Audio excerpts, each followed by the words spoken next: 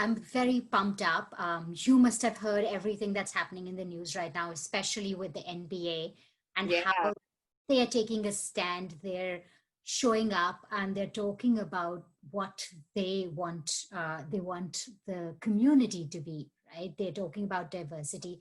They're not totally afraid taking to a speak up. stand. Yeah. Exactly. They're not afraid to speak up. They're not afraid to even pause games, which is a big thing. It's a massive deal. It's a massive thing because it means a lot of money lost. Yes, and it means so much of backlash from people who are not supportive, but it also means talking about diversity, having these conversations and bringing up these issues and mentioning that, yes, they're real.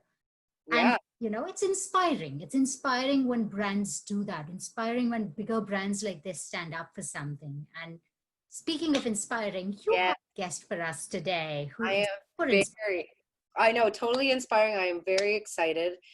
DJ Osho is a person that really means a lot to people. Um, Orene is two-spirited and is Afro-Indigenous, and so speaks really from a position that most people could not.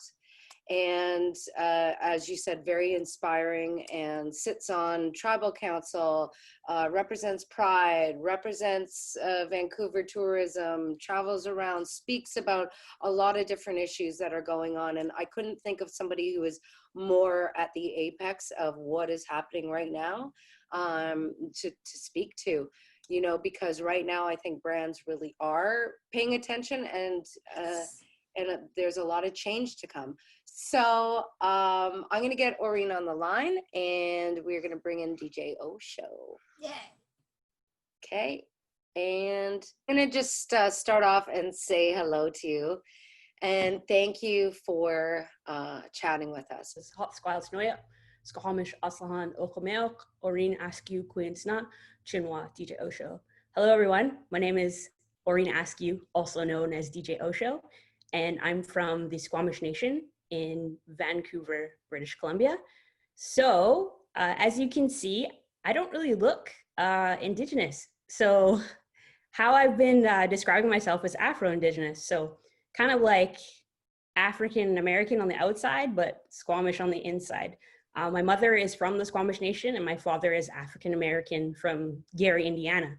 So I have a very unique kind of mix, and we have Afro-Indigenous members of the Squamish Nation, but there aren't very many of us. I'd say probably about 25 to maybe 40 of us. So it's interesting. I never really used to think much about it being mixed, because I live on the Squamish Nation Reserve, the Capilano Reserve, and I've lived here my whole entire life. I've actually taken over my grandmother's house. She left it to me in her will. She was from the Squamish Nation as well. So I live and breathe my Indigenous culture, but it's just really interesting because I don't look Indigenous. It's pretty crazy though to think like right now, at least, well, I would say specifically in Canada, but spilling over into the States. I mean, the whole Black Lives Matter conversation coming up, and then we were saying, well, where's the Indigenous conversation? And then this notion of an Afro-Indigenous conversation happening, and that is what you are. And for me, knowing someone personally made a big difference. I could understand it a little bit more, not just in terms of the Indigenous conversation happening, because we're also having the Black Lives Matter conversation, but in terms of somebody actually representing in themselves Afro-Indigenous. Mm-hmm. It's been a really overwhelming year with COVID-19, but just the fact that I try to explain it to people, but it's just, I can't even put it to words. Like, it's basically all of my spirits inside of me have been called to action. The Afro-Indigenous spirit and the two-spiritness have just like come out of me. And it's like, you have to say something, you have to do something, because people aren't going to understand from your point of view unless you say something. So I'm the type of person where I can't just sit there and say nothing. Like, I was just kind of looking back on the memories of when George Floyd was murdered, and just everything I've been doing this summer, just so busy speaking and DJing at all these different events around Vancouver, and trying to have my voice heard. At the intersection of everything. You're at the intersection of gender, you're at the intersection of African communities and indigenous communities, and it's right at the center of everything. So I can imagine how overwhelming it must get, like you said, just being part of everything and yet having to fight back with everything. Well, yeah, and it's so interesting when I speak on different things, like if I'm speaking at an Indigenous event or like a Black event, it's just the similarities and the differences that I see. It's just like, I'm like, we all have to work together. Like I've seen the negativity part about it too. It's just like, some people in my community have even said, like, when BLM was like held up on this pedestal, like right at the beginning, like around when George Floyd died, some people in my community were like, well, why didn't the Black people stand with us when we were protesting pipelines? It's like, we did stand with you. So I feel it's really important for people to stand in solidarity, but I came to the understanding that some people just, they can't do that because of how they feel inside. But then it's like me, I'm mixed with both. So I'm seeing it from, I'm kind of in the middle. You have the perspective, right? Yeah, exactly. The entire worldview. Mm-hmm. And speaking of perspective, speaking of solidarity, as president of the BCMA, as a brand marketeer, I have brands coming to me. We have discussions all the time about how brands can break through to these diverse communities and all of these communities rather than a single one.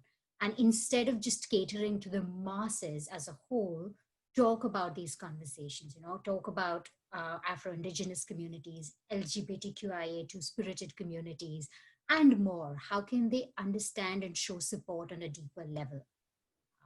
Can you tell us a little bit more about your perspective on this? Well, yeah, it's interesting. I've been watching a lot of brands and seeing kind of what they're doing. But I actually did talk to Rebecca about this. A production company actually reached out to me, or actually, no, they didn't reach out to me. They put out a post and said, what's going on right now is not right.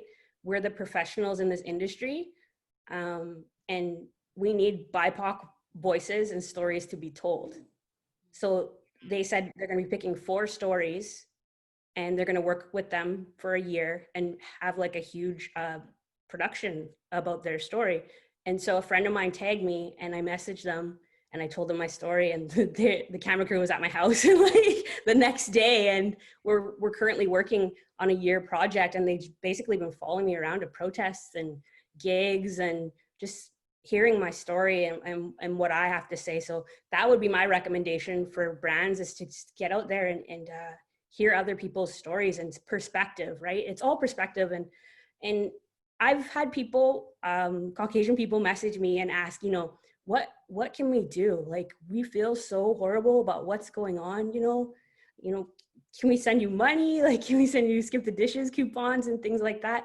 And how I try to explain it is that, Black people and Indigenous people too, we're sort of in mourning, because logging on to social media every day and seeing Black people or Indigenous people being murdered, like it's a video game. Like that's how I explain it to people. It's like, we're in mourning right now. So how would you treat your friend or your family member who is in mourning?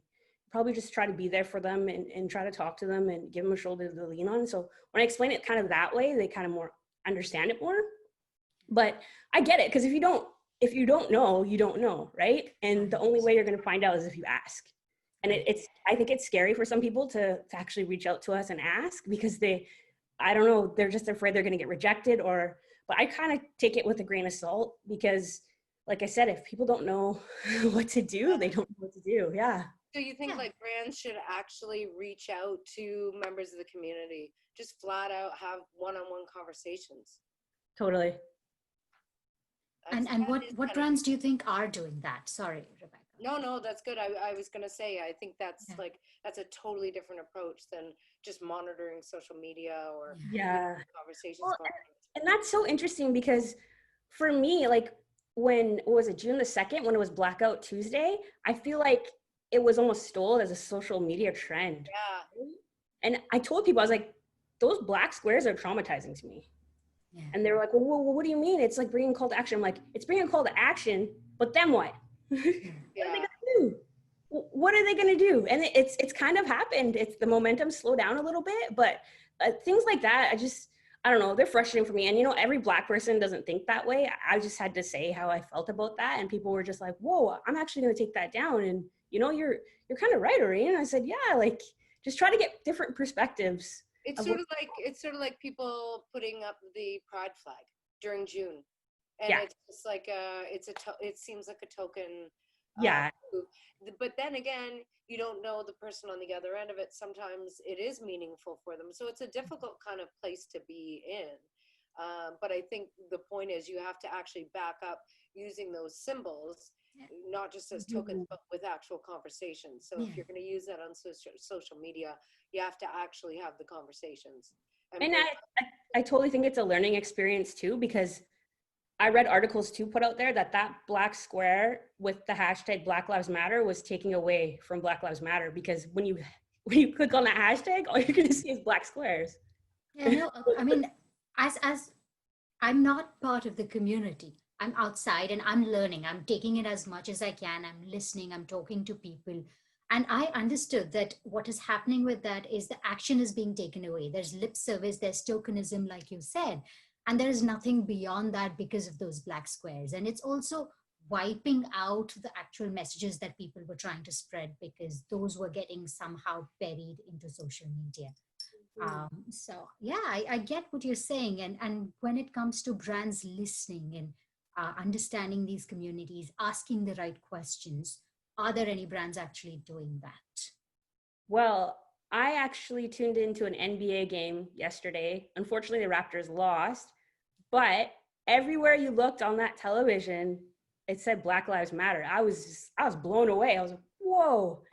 Or messages or names of the people that have passed away from police brutality, and nothing's been done about it, right? So I'm thinking, wow, like imagine if every league, every sports league, every brand like did something kind of like that. I think they're doing an incredible job. The WNBA as well. And the NHL, I know they took a couple of nights off, which I thought they weren't going to, but I was shocked that they did. Yeah, that one was a big shocker, because you can see, like, where you have predominantly Black players standing up and saying, look, we're not playing. Like, and forcing the owners, the networks, the brands to all listen up and say, hey, sorry, but then to have predominantly white players also take that stand, I think is a really pivotal shift, and hopefully that will continue. Well, I actually just shared a meme about this earlier. This whole thing about like white supremacy and brutality, this is not an Afro-Indigenous problem. Like, the white supremacy needs to be fixed, and who's going to fix it? It's white people, right? Yeah. So that's why I think the NHL was huge. Like you said, they're predominantly white, and they're taking a stand and saying, you know what? This is wrong. Like, we're even saying it. So you have to listen to us. You have to.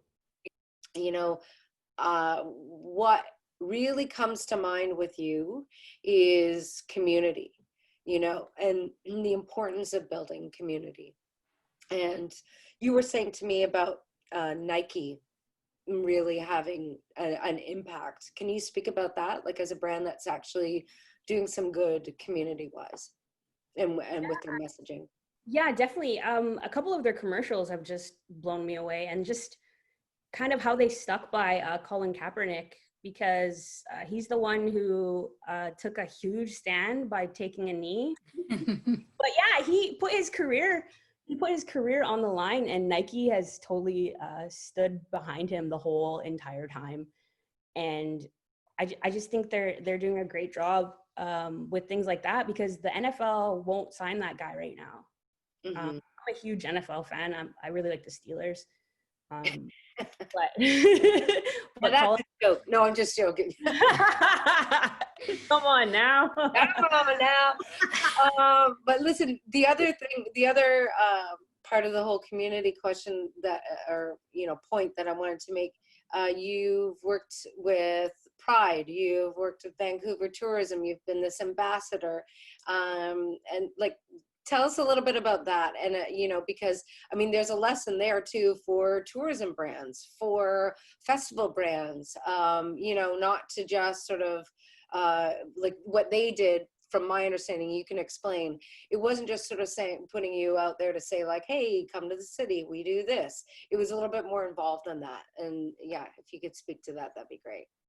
Yeah, for sure. I have a really good relationship with the Vancouver Pride Society. And one thing we haven't touched on either in my intro is I'm a politician. I'm actually on Squamish Nation Council.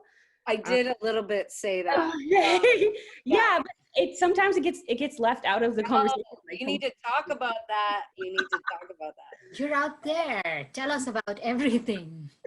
But that being said, like, my portfolio is basically Pride for our nation. So I'm in meetings with the Vancouver Pride Society, and they're so amazing. They basically said, you know what, Orene, what can we do for your community? How can we involve you? And I'm just like, see, it's just things like that. When you're not asked that question very much, when it does get asked, it's like, it's shocking, but it's amazing. And I have a really good relationship with them, and we're working together on different events, more virtual events. And last year I was one of the grand marshals in the Pride Parade.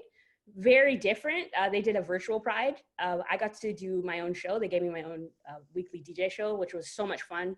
So I got to bring Brock Baker. He goes by DJ Metgo. He's from my community, and he's only around 21, and he wants to be a DJ. So I said, come along with me and we'll do it. We'll get out there. We'll put you out there as much as possible, right? Vancouver Tourism, yes, I have a really good relationship with them as well. And it's interesting because we did that Pride kind of like commercial promo like a few years ago, and now it just keeps popping up like all over the city. Like I'm on the back of Oh, Whoa. I love it. It's popping up, right? That's wonderful. I just happen to have it right here. But it's so interesting how when you do one thing and they just ask me my story and which neighborhood was my favorite in Vancouver, like what I like to eat, and like that's been kind of like their representation of Vancouver, because I've born and raised in North Vancouver, and I'm 37 now. So it's just building the relationships with the actual people. I think that's going to be very beneficial for companies and brands. It's just knowing how what really goes on in certain communities. You're gonna really thrive, I believe. Well, I think that's totally it, because what we found is that, you know, brands used to take the stand of they'd market to the masses and just get out as much to as many as you can. But now everything has shifted. The niche is now the masses. And that's really, I think, the point is like, you know, not somebody, but for Vancouver to take that positioning that we're going to make Pride a central part of our tourism message. You know, and actually pick somebody to represents from the point of view, like you couldn't, I mean, I don't know, you couldn't get somebody more diverse than yourself to really represent. And not only that, but like what you do for a living, being on council, being a DJ, being, you know, activist, like all of these different things, right? Yeah, so I think it's very important for a brand to actually concentrate on the community, on the niche, on you know, specific conversations that are going on, not just on like the overall trends. And speaking from experience, also having worked with so many brands and being on the marketing side of things, I know one point that you made, which is very relevant, is about asking. A lot of brands fall into this trap of, we want to understand, but we're going to be an observer, we're going to listen, and we're going to take this data and we're going to take this research and accordingly from that consider our ads. And what happens as a result is tone deaf communication. And we've seen that. We've seen those instances, so many people. And it's so nice to hear from you that there are brands actually making that effort to go the extra mile and have these conversations. And it's not easy. It's not easy to ask the questions, but having that courage to do that and having the sensibility to do that, that's important. Basically, in Vancouver, there's 3 host nations in the territory. There's Musqueam, Squamish, and Tsleil-Waututh. So our emails are full. Our phones are ringing off the hook because people want to work with us, right? And I get it all the time. People are like, Orene, how do we get involved? Like, how do we work with you? And I try to explain to them, it takes more than just an email. Yeah. It comes from being an entrepreneur too. I'm all about building relationships. If someone's going to actually take the time to get to know the Squamish Nation or myself or, you know, certain situations, then I want to work with them. It's not just like a one-off, like cold call or, you know, an email saying, you know, I want to work with you. It's like, well, there's 10,000 other people that want to work with us too, right? So did I just get you at a really good time? Yeah. Because I was like, you know, I'm throwing a party at South by Southwest. But again, that was all around the community. You know, it was the LGBTQ IA community. And that was also part of International Women's Day. And so there was a lot going on when we did that. And since then, there's been just a lot more conversations. And that's why, you know, I'm really thankful that you decided to chat with us, take this time, right? I knew you'd do it for me, but that's another thing. And I thought I was the one that was the reason. I'm just kidding. I was trying to build something here and I gave up halfway. But speaking of all of this, you know, everything that Rebecca mentioned, everything, you know, when she mentioned you, I'm not kidding. I low-key stalked you everywhere just to understand more about who we are talking and, you know, better have an informed conversation. I don't want to come here being a complete ignorant. And what struck me was the number of inspirational initiatives and causes that you've been part of. There's just so many. One, I don't know how you do it. I don't know how you manage everything. So that's one big thing. But also tell us about these. Can you speak to these causes and initiatives that you've been a part of?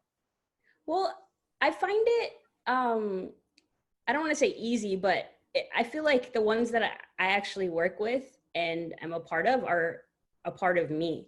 So when someone asks me to speak at a protest or at a Pride event, I have no problem, like, even if it's, you know, not compensated, because that's basically who I am. And I do work with a lot of youth. I feel like people always ask me, how do you connect with the youth so well? And I try to explain to them that I'm still one of them. Pretty much. So. One hell of a DJ. That was incredible night. Anyways, go on. But yeah, and I try to kind of still speak their language because I feel like sometimes they're left out of the process, you know, especially in politics. There's a lot of older people. I'm not trying to be an ageist here, but there's a lot of older people making decisions for them. And I'm one of the younger counselors, actually. I think I'm the 3rd youngest. So we've made a lot of changes. And yeah, December 2021 is our next election. So I'm on a 4-year term right now. So I don't know if I'm going to run again, but I've learned so much and connected with the youth so much that I think outside of that, I'm going to continue to keep working with the initiatives that I've been working with. And it's, like I said, it's easier for me because I try to work with the ones that are kind of already inside of me, and it's what I do. So I'm speaking to young Black and Indigenous youth, two-spirited youth as well. So which is amazing, you know, whether it's in politics or it's in the brand world or it's in education or it's everywhere. It's 2020. It's the year of perfect vision. And one saying that I heard at the council table quite a bit when I first got elected was, wait, why are we changing this? This is the way we've always done it. And so I was like, okay, now I remember why I'm here, right? Why my people elected me, because that's like the worst thing you could say. Yeah. Right. So it's kind of just building off people with that mentality and educating them and saying, you know, we want to move forward. We want to leave our youth with something when we're not the decision makers anymore. So kind of starting the wheel and handing it down to them, because I talk about it too. I say it's almost like a selfish thing to give back to youth, because I want them to be taking care of me when I'm older, right? So pushing me in a wheelchair, that looks really nice, you know? I can never see that. Oh my God. Well, speaking of that, though, you know, I know a bit about your family, but tell me, like, tell us what inspires you. Stories from your family, from your history, like things from the past that really have inspired you today, right at this moment. Well, just how resilient our people are, because we always talk about it. Like, we've been here since time immemorial, but I talk about it too as we just had our 97th amalgamation day. And so July 23rd, 1923, our 16 chiefs, hereditary chiefs from the Squamish Nation, signed an agreement with the Canadian government, basically forming the Squamish Nation. So now we have over 4,000 members. Now, our ancestors were very smart to do that, because now we're kind of like what people are going for, their ambitions, their goals for their nations, because our ancestors were smart enough to do that back then. So 97 years we've been the Squamish Nation, and so people really look up to us, and we're kind of building the blueprint for other nations. So I'm just so proud of their resilience.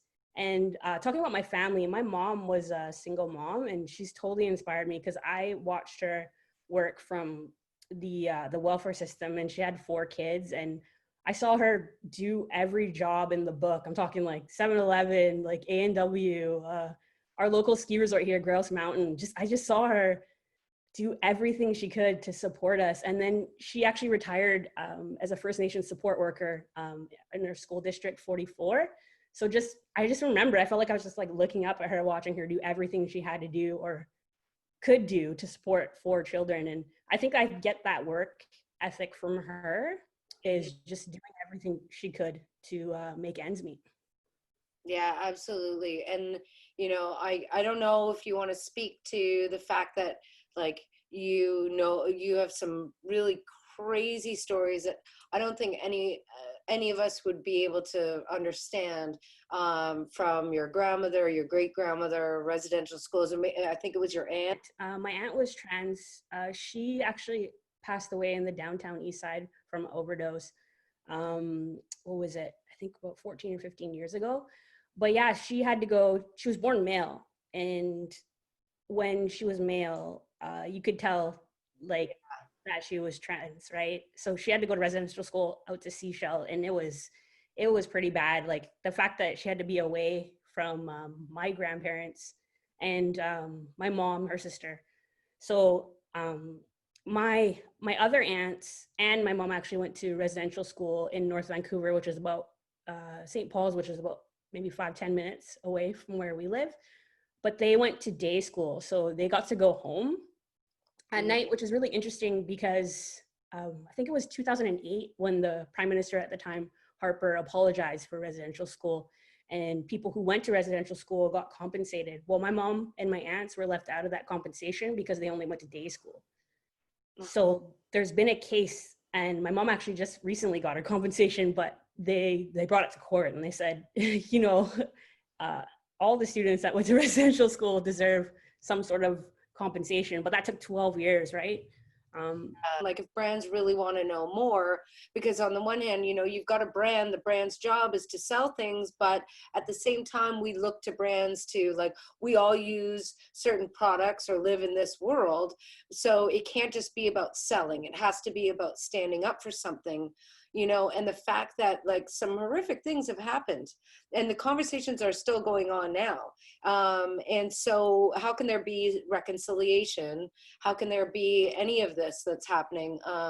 Sensitivity to whether you're Black, whether you're Indigenous, whether you're Afro-Indigenous or Two-Spirited, you know, I fear that brands might be afraid to even go there. What do you feel about that? Well, yeah, that's a good question. And I think times are changing now in 2020, whereas before you could kind of turn your cheek away from the history and what's going on. And it's interesting when people say reconciliation, like when I'm in meetings, I tell people to be careful with that word. They're like, well, what do you mean? I said, well, that word gets thrown around quite a bit. And I think Yeah. you should be saying reconciliation instead of reconciliation, because That's good. I've never been told that. And I work with different Indigenous creators, so I've never really been told that. So that's a good, thank you. yeah, for sure. And I warn them that sometimes that word triggers our people Yeah. because they think it's a lie. Like the young people have come out with the term reconciliation is dead. Yeah. It You doesn't know what? exist. It's interesting because reconciliation, like I had been taught that by somebody in the community who was older, and I always thought, but there's no real action to it. So the fact that you're saying reconciliation makes a lot of sense. Yeah, it's an action word, right? So you kind of have to do something for there to be reconciliation. And so, how do you think brands should approach this? Just should they just start with the conversation and hearing? Yeah, I think that's the first step for sure. Because if it was my way, like brands would be doing way more, but you got to start with the conversation too, because like you said, some brands are scared to even ask, whereas asking the question is the first step, and then you kind of take it from there. And there's going to be people who want to help educate them or their companies, but then there's going to be people who don't want to. So you kind of got to be ready for that. And I didn't grow up on reserve until I was about 13 years old. So I see it from so many different perspectives. And yeah, and just from the work that I've done, like I started out in radio, kind of like Oprah Winfrey. Ooh, I started in radio too. Yeah, see.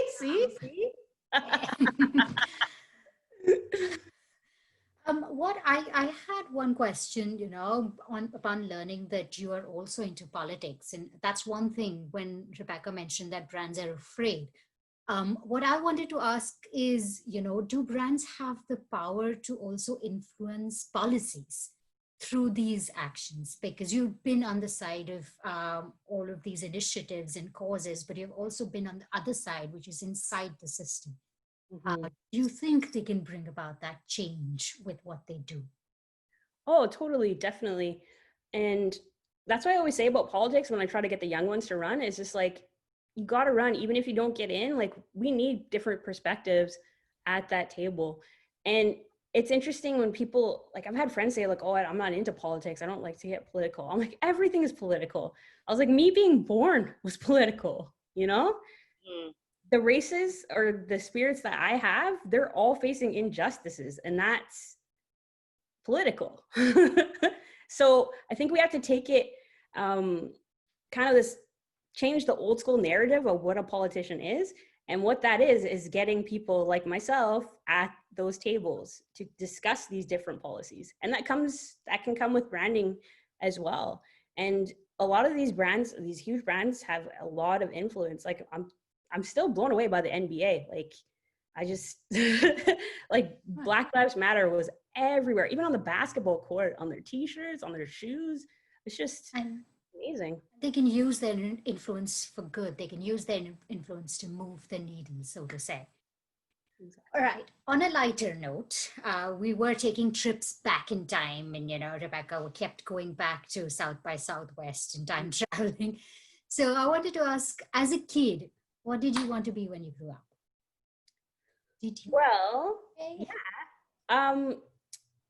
when I was 13, I would make mix CDs for my friends and put my voice on them. So it kind of foreshadowed, but my dream, I still dream about it since I was 13, is opening for Janet Jackson.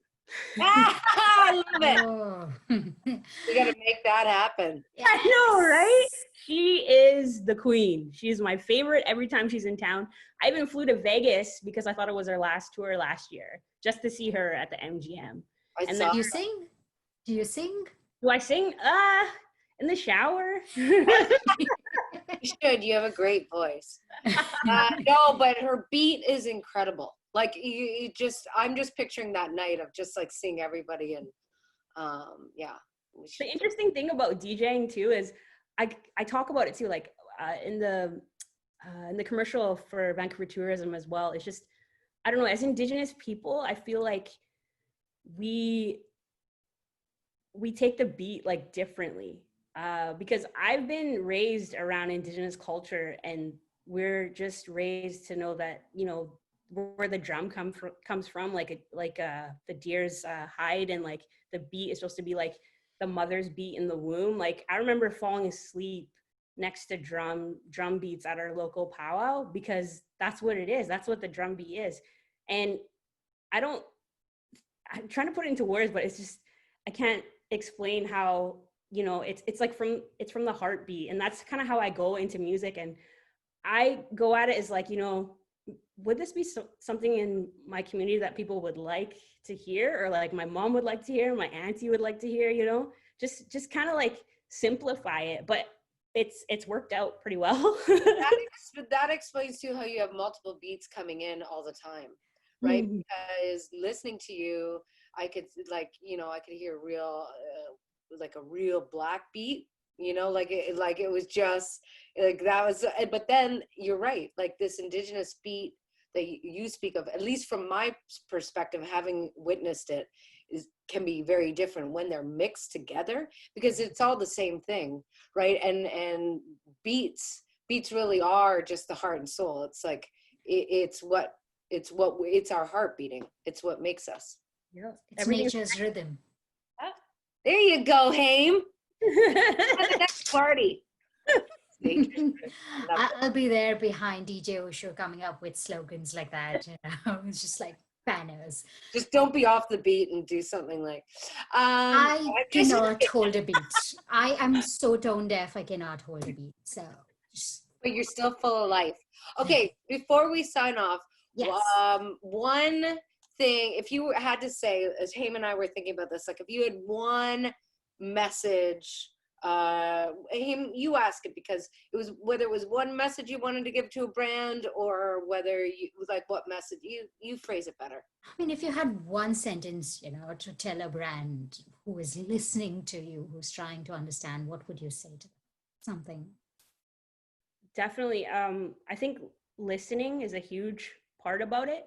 You know, I've had my own experiences where I have spoken out and said something isn't right here, whether it has to do with racism or homophobia, and people have kind of like brushed it off, right? So when somebody's telling you what's going on for them, it's listening and not interrupting them, and putting kind of like your spin on your experiences, because it's not your experience, it's somebody else's experience. So that was about 10 sentences. I think you asked for one. That's okay. It's about respecting, listening, and going forward with it. Yeah, exactly. Okay. And it's with that we shall leave you, and thank you. Thank you so much. You know,